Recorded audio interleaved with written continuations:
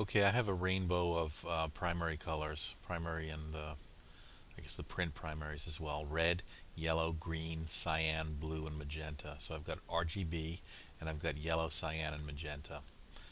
Um, if I ask for a curve and I drop the red, then you can see that the red goes away. The yellow becomes green because there was red in the yellow, so now it's the same as green. And the blue and the magenta are the same because there used to be red in the magenta as well, and that's gone.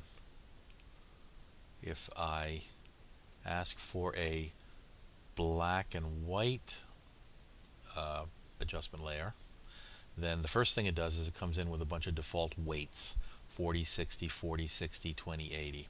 And you can see that that makes this into a series of different grays that kind of look nice because they're somewhat based, or they're largely based on how we think they should look. Some of the brighter colors are brighter grays.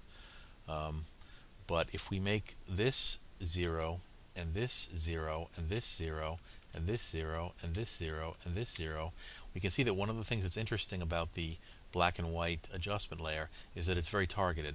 The red slider addresses red. The green slider addresses green. The yellow slider addresses yellow. And there's no crosstalk between these different channels because I'm using very saturated primaries. But it seems like it does something like address these colors. I'm guessing puts these colors into a higher dimensional space where it does sort of a dot product between the color that you're interested in and the color that you have on your in your image, and decides how much of this color is in that color in higher than just RGB three-dimensional space. That would be my guess. But what's interesting about this is that it's useful for playing around with color, even though, and I don't mean the tint thing down here. That's something different. That basically takes the gray, puts a tint into it, and then when it goes white, it loses its color again. And notice that the color that it becomes has nothing to do with the color that it started as. You can make that slider whatever you want it to be. So that has to do with tinting black and white images.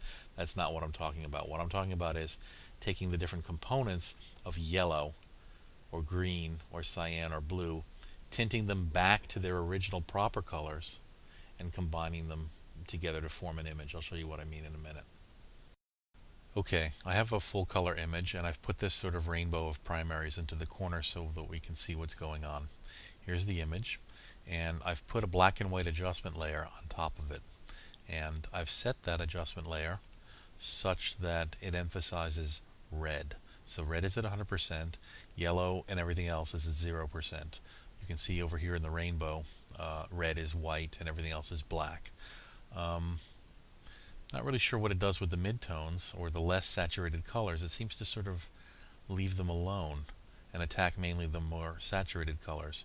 If you make that and that and that negative 200, or better still, what I'm trying to say is if I make everything 0, including the red, I don't have a black image, even though all the primaries are black. So I'm not really sure exactly what it's doing, but I'm going to press onward. There's red at 100%, and now I'm going to tint it by red. So that's multiplied by the color red. There it is. And that forms what I'm calling the red group. I do the same thing with green, and I screen the red group onto the green group, and the green group is screened onto the blue group. So here's the green contribution added, and here's the blue contribution added. So you can see that we've reconstructed a full color image, except that while red, fully saturated red is present, and green is present, and blue is present, the saturated yellows, saturated cyans, and saturated magentas are not present. So it seems to make kind of an interesting sort of antique, old-fashioned color image look. Might be useful for something. I want to play with killing the blue entirely, going into the green group and making the green color cyan. There's a cyan filter. and going into the black and white node and taking the green down to 0 and boosting the cyan up to 100%.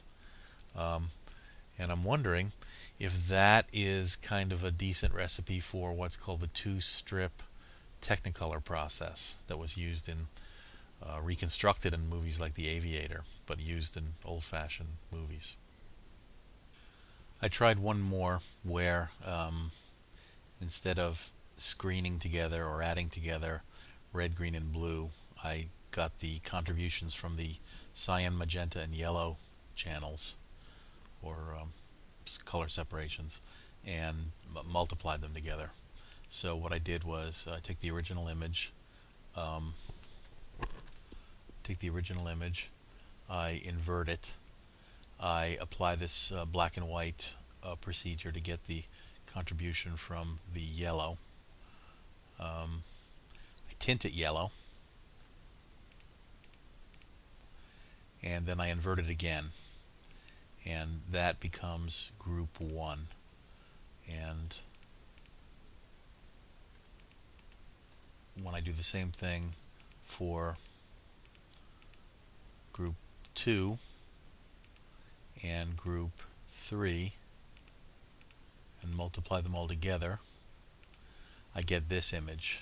And just for the heck of it, I boosted the brightness a little bit, and I goosed the saturation just a little bit. But you can see that from this kind of color primary rainbow here, that red, green, and blue are what's being represented, and the yellow, cyan, and magenta are white. So I guess they're hyper represented. I'm not quite sure what that means. And you can see from looking at the image that everything has been pushed toward either red or green or blue.